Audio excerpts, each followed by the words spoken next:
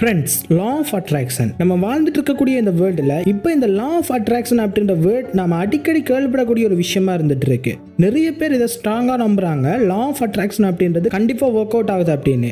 And இன்னொரு சில பேர் இது கண்டிப்பாக தவறான விஷயம், இது மூலமா எந்த பயனுமே இல்லை அப்படின்னு நம்புறாங்க. ஆக்சுவலா லா ஆஃப் அட்ராக்ஷன் அப்படின்னா என்ன, இது உண்மையிலேயே ஒர்க் ஆகுதா, இல்ல லா ஆஃப் அட்ராக்ஷன் அப்படின்ற பேர்ல கோடிக்கணக்கான வியாபாரம் நடக்குதா, லா ஆஃப் அட்ராக்ஷன் அப்படின்ற பேர்ல தப்பா இன்ஃப்ளூயன்ஸ் பண்றாங்களா, மக்கள் எதனால இதை இவ்வளவு ஸ்ட்ராங்கா பிலீவ் பண்றாங்க? சோ இது எல்லாத்துக்குமான ஒரு பதில் தான் இந்த வீடியோல இருக்க போகுது. இந்த வீடியோவை ஸ்கிப் பண்ணாம ஃபுல்லா பாருங்க.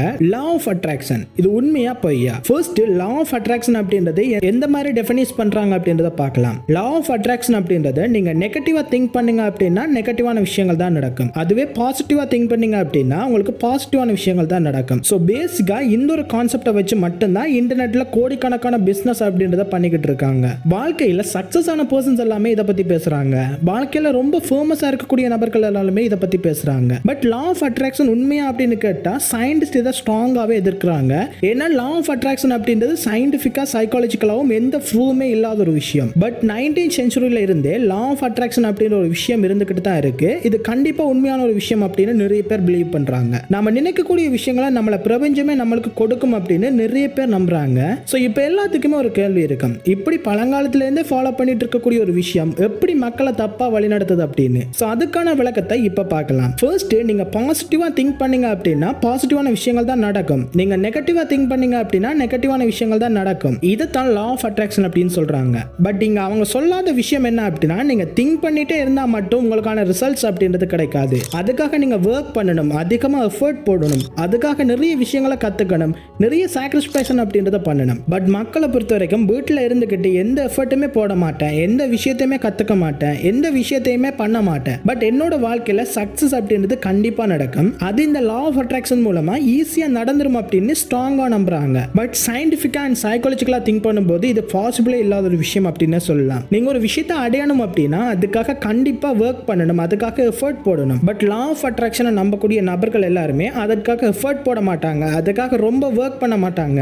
பட் ஒரு ஸ்ட்ராங்கான மைண்ட் செட்டோட அதை மட்டுமே யோசிச்சுக்கிட்டு பாசிட்டிவா திங்க் பண்ணிட்டு இருந்தாங்க அப்படின்னா அது அவங்களோட வாழ்க்கையில கிடைக்கும் அப்படின்னு ஸ்ட்ராங்கா நம்புறாங்க. சோ இந்த விஷயம் தான் மக்களை தப்பான வழிக்கு போர்ட்ரேட் பண்ணுது. அவங்களோட வாழ்க்கையில எந்த முயற்சிகளையுமே எடுக்க விடாம தடுக்குது. நான் வீட்டுல படுத்துக்கிட்டே பாசிட்டிவா மைண்ட் செட்டோட உட்கார்ந்துட்டு இருப்பேன், எனக்கு அதிகமான பணம் வேணும் அப்படின்னு யோசிச்சுக்கிட்டு இருப்பாங்க. சோ இப்போ எல்லாத்துக்குமே ஒரு விஷயம் தோணும், லா ஆஃப் அட்ராக்ஷன் அப்படின்றது கம்ப்ளீட்டா பொய்யான ஒரு விஷயமா அப்படின்னு, இது மூலமா எந்த பயனுமே இல்லையா அப்படின்னு. பட் அதுவுமே கிடையாது. Law of attraction it's true, but அதை சயின்டிபிக்கா கரெக்டா யூஸ் பண்ணா மட்டும் அதுக்கான ரிசல்ட்ஸ் அப்படின்றது கண்டிப்பா கிடைக்கும். சோ இப்போ பார்க்கலாம் லா ஆஃப் அட்ராக்ஷன் எப்படி கரெக்டா யூஸ் பண்றது அப்படின்னு. சோ இப்போ பார்க்கலாம் லா ஆஃப் அட்ராக்ஷன் எப்படி கரெக்டா யூஸ் பண்றது அப்படின்னு. இந்த ஒரு விஷயத்தை நம்ம 3 ஸ்டெப்ஸை ஃபாலோ பண்றது மூலமா ஈஸியா அச்சீவ் பண்ண முடியும். ஃபர்ஸ்ட் ஸ்டெப், உங்களோட மைண்டை அதுக்கு தயார்படுத்துங்க. நான் அடுத்த 6 மாசத்துக்கு என்னோட பாடியை கரெக்டா ஃபிட்டா மெயின்டைன் பண்ணுவேன், அப்படி ஒரு ஸ்ட்ராங்கான பிலீஃபை உங்களோட மைண்ட்ல வச்சுக்கோங்க. சோ இதைத்தான் நியூரோபிளாஸ்டிசிட்டி அப்படின்னு சொல்லுவாங்க.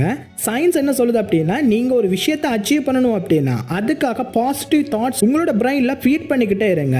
ஜிம்முக்கான ஒர்க் அவுட் வீடியோஸ் பாருங்க, பாடியை ஃபிட்டா வச்சுக்கிறதுக்கான புக்ஸை ரீட் பண்ணுங்க, அதிகமா பாடியை ஃபிட்டா வச்சுக்கிறதுக்கான ஆர்டிகல்ஸை ரீட் பண்ணுங்க. இந்த மாதிரி உங்களோட பிரெயினுக்கு அடிக்கடி பாசிட்டிவ் தாட்ஸையும் மோட்டிவேஷன் தாட்ஸையுமே ஃபீட் பண்ணிக்கிட்டு இருந்தீங்க அப்படின்னா அதுக்கான பாசிட்டிவ் மைண்ட் செட் அப்படின்றது உங்களுக்கு உருவாகும். Second step, take action. So நீங்க ஒரு விஷயத்தை அடையணும் அப்படின்னா இப்ப சொல்ற மாதிரி லா ஆஃப் அட்ராக்ஷன் மூலமா நீங்க திங்க் பண்ணிக்கிட்டே இருந்தா மட்டும் அதை அடைய முடியாது. நீங்க பாடியை ஃபிட்டா வச்சுக்க போறீங்க அப்படின்னா ஜிம்ல ஜாயின் பண்ணுங்க, ரெகுலரா எக்ஸசைஸ் பண்ணுங்க. மோட்டிவேஷனா இருக்க போறீங்க அப்படின்னா மோட்டிவேஷன் வீடியோஸ் பார்க்கிறது, ஆர்டிகல்ஸ் படிக்கிறது, புக்ஸ் ரீட் பண்றது மட்டுமே இருந்துச்சு அப்படின்னா நீங்க மோட்டிவேஷனா இருக்க மாட்டீங்க. அதுக்காக நீங்க ஆக்ஷன் எடுக்கணும், அதுக்காக நீங்க உங்களோட மைண்டை தயார்படுத்தணும், அதுக்காக நீங்க ஒர்க் பண்ணணும், அப்போதான் நீங்க மோட்டிவேஷனா இருப்பீங்க. சோ எவ்ரி ரியாக்ஷன்ஸ்க்குமே ஒரு ஆக்ஷன் அப்படின்றது தேவை. உங்களுக்கு ஒரு ரிசல்ட்ஸ் கிடைக்கணும் அப்படின்னா சோ அதுக்காக நீங்க ஃபர்ஸ்ட் ஆக்ஷன் எடுக்கிறதுக்கு ட்ரை பண்ணுங்க. Third step, get results. இப்போ உங்களோட பிரெயினை பொறுத்த வரைக்கும் கம்ப்ளீட்டா தயாராகிடுச்சு உங்களோட ரிசல்ட்ஸை கொடுக்கிறதுக்கு. நீங்க எதை நினைச்சு பாசிட்டிவா திங்க் பண்ணி அதுக்காக ஆக்ஷன் எடுக்க ஆரம்பிச்சீங்களோ